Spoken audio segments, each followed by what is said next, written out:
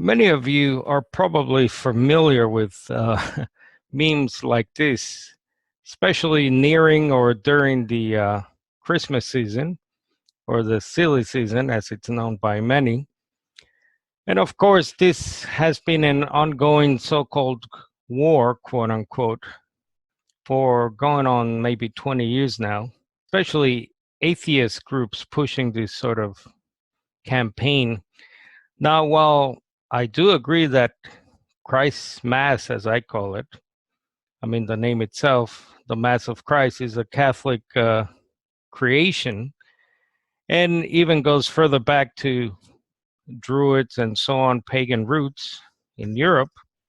What I want to show you today is the reason why I think Christians ought to do well to think about the time as, is it really the season that Christ was born, let alone the reason? It's definitely not the season. Now, I'll show you some commentaries here. This is Clarke's commentary on Matthew and Luke. It says in part that it was a custom among Jews to send out their sheep to the wilderness or the desert about the time of Passover because it was about that time that the grass was greener, as it were. October and November, we find that the sheep were kept out in the open country during the whole of the summer. And as these shepherds had not yet brought home their flocks, it's a presumptive argument that October had not yet commenced and that consequently our Lord was not born on the 25th of December, when no flocks were out in the field. So most of the arguments for a different season are related to the account in Luke chapter 2. Furthermore, the Benson commentary, the birth of Christ has been placed in every month of the year by Christians, except December, which coincides with the winter so-called solstice. Different Christians from different regions during the first at least 200 to 300 years, Clement mentions that some Christians celebrated or observed the day on April or May, and Epiphanius June or July. Ellicott's commentary on Luke's version that the shepherds were abiding in the field, he says the season at which the grass is greenest is that just before the Passover. This appears the most probable date. The traditional season, which doesn't appear as such till the 4th century, may have been chosen to displace the old Saturnalia, which coincided with the winter solstice. And if you look up Saturnalia, that's the famous Greco-Roman. Gill's exposition, Jews say that the future redemption shall be in the night, and Jerome says, it's a tradition of the Jews that Christ will come in the middle of the night, as was the Passover in Egypt. It's not likely that he was born, as is commonly received, at the latter end of December, in the depth of winter. Now, there's another account here in a book called Sacred Christmas Music. St. Gregory the Great in the late 6th century encouraged adopting some pagan customs as another method of spreading Christianity.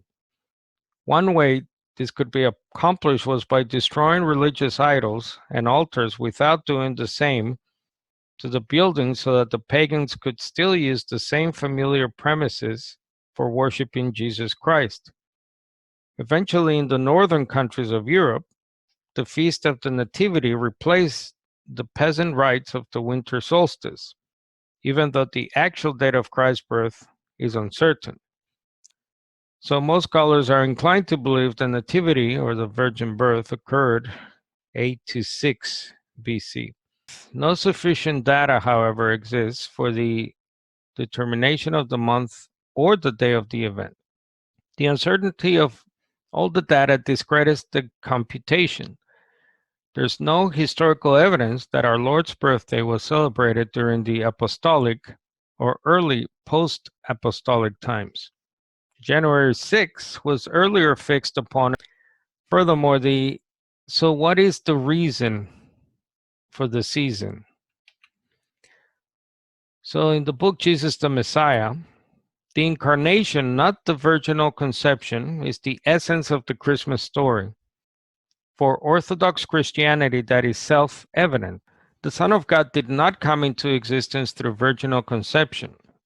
The Son was, is, and always will be, so that is eternal, according to Orthodoxy. The virginal conception was simply the means by which God brought about the incarnation of his Son. So this is another reason why I personally don't subscribe to Christ Mass. So it's not the season, let alone the reason. So as biblical Unitarians, or as non-Trinitarians that you may be. So this incarnation capitalized, reflected in many church hymns. So this is called How Many Kings? How many kings stepped down from their thrones? How many lords have abandoned their homes? How many greats have become the least for me? How many gods have poured out their hearts to romance a world that has torn all apart? And there's another one from Martin Luther. All praise to thee, eternal Lord, clothed in a garb of flesh and blood, choosing a manger for thy throne, while worlds on worlds are thine alone. And another hymn, let all mortal flesh keep silence, and with fear and trembling stand. So again, the same picture, Lord of Lords in human vesture, in the body and the blood. It's self-evident that that's what the reason for the season is. So the sad fact is that, as the saying goes, conquered Greece took captive her savage conqueror and brought her customs into the church.